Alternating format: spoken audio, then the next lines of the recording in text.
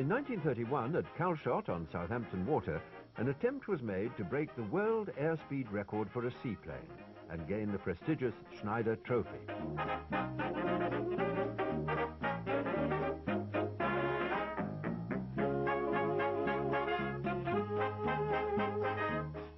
Powered by a 2,600 horsepower Rolls-Royce engine, the aircraft's chief designer was R.J. Mitchell of the Supermarine Aviation Works. This was the 12th Schneider Trophy contest in 18 years. The first was held in 1913, when a speed of 45.75 miles per hour was achieved. French entrepreneur Jacques Schneider had offered his trophy to encourage the development of marine aviation, but even he was surprised by the rapid progress made. The contest of 1929 was won by Britain, with a speed of over 328 miles per hour. Poised in readiness, the high-speed flights were assembled, and after filling up with a specially prepared fuel mixture, the massive engine was started by means of compressed air. Before being wheeled down the slipway for a trial flight, the engine was opened all out, the propeller spinning at nearly 2,000 revolutions per minute.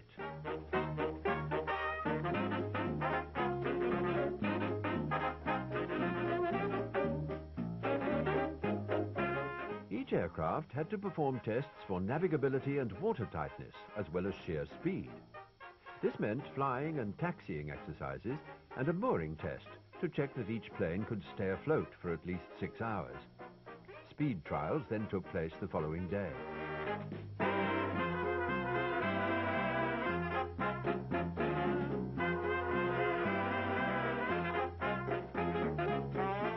Courtesy of a Saunders Roe Saro aircraft, the cameraman was given a pilot's eye view.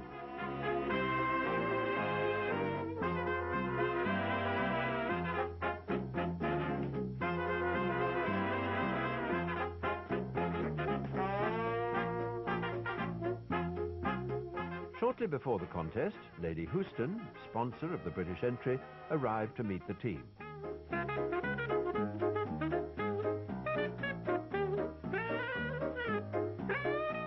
As visitors from overseas came to watch the event, French officials flew in to join the proceedings. They were welcomed by Air Chief Marshal Sir John Salmon.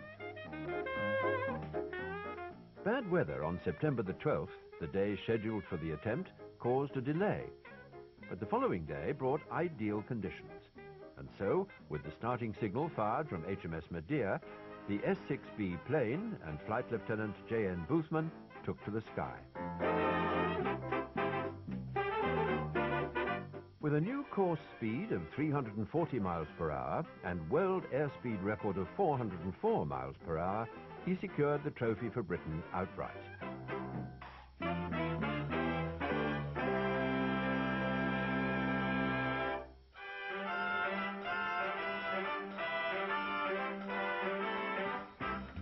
Passenger flights were still in their relative infancy, but developments made in the race planes went on to greatly help progress air travel in general.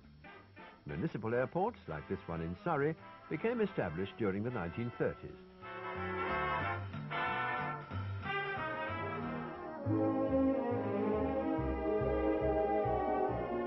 It's hard to believe just how much progress was made during the ensuing 2 or 3 decades.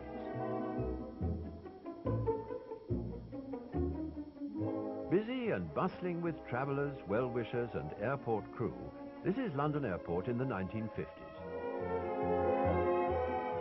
In 1953, tourist class fares were introduced by BEA, and other airlines also promoted cheaper fares to Europe.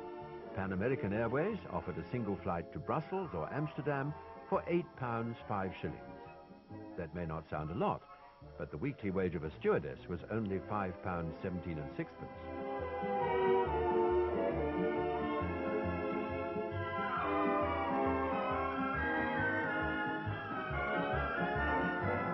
By now, the first passenger jet aircraft were in use, and a new era was dawning. This was to have a widespread effect on travel by air and sea.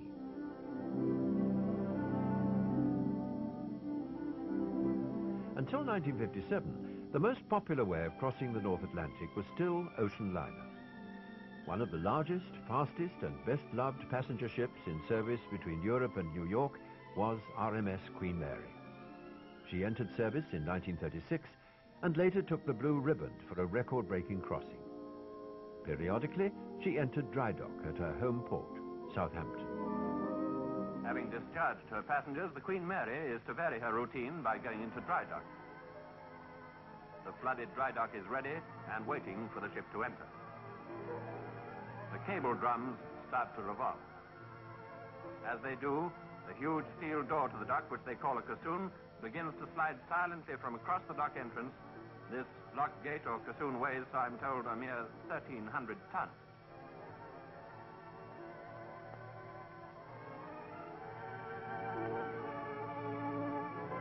The great liner nears the dock, and the caisson has only a few more feet to go. A tiki tug slips into the open dock with her string of painting floats.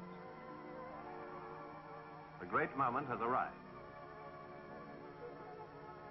As they start to swing the liner into the dock entrance, any sudden gust from a crosswind against her great sides might cause the liner to swing ominously into danger. The men handling the huge hawsers know all about that, so they're alert for the foreman's warning whistle.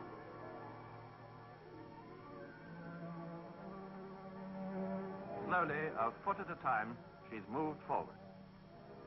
The ropes first tighten and then slacken off as the ship is moved from bollard to bollard. Nothing like watching the other bloke do all the work. The caisson is now closed behind her, and the gangway set for the workers to pour on board. Meanwhile, other skilled men will center her up with plumb line and floating bobbin to various white and black lines set at different points around the dock side. Why all this bother, you ask? Well, somewhere deep underneath her hull in the watery darkness is a long line of blocks onto which she has to sink as the water's pumped out. If they're not central and in line with her keel, well, she's had it chance. Meanwhile, as the water goes down, these men get on with scraping the weed and slime from her flanks.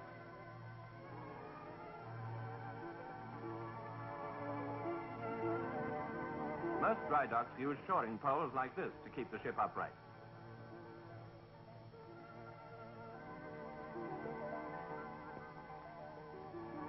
But the Queen Mary, she's different. She's just, if I may say so, sitting on her great bottom without any outside help from anyone. RMS Queen Elizabeth was Cunard Line's second superliner, designed specifically to work in tandem with Queen Mary on the year-round North Atlantic run. At 83,000 tons, she was the largest liner in the world. For a decade following the war, there was rarely a voyage which didn't carry a famous name from stage or screen, a head of state or politician.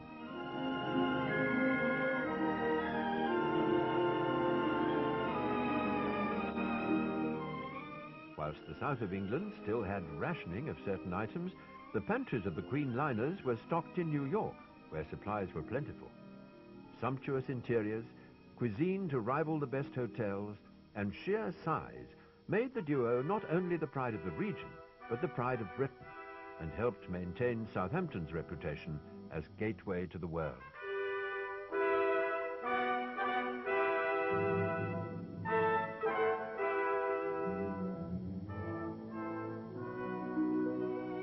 During the heyday of liner travel, Southampton was one of the busiest ports in Europe, with ships departing for all parts of the world.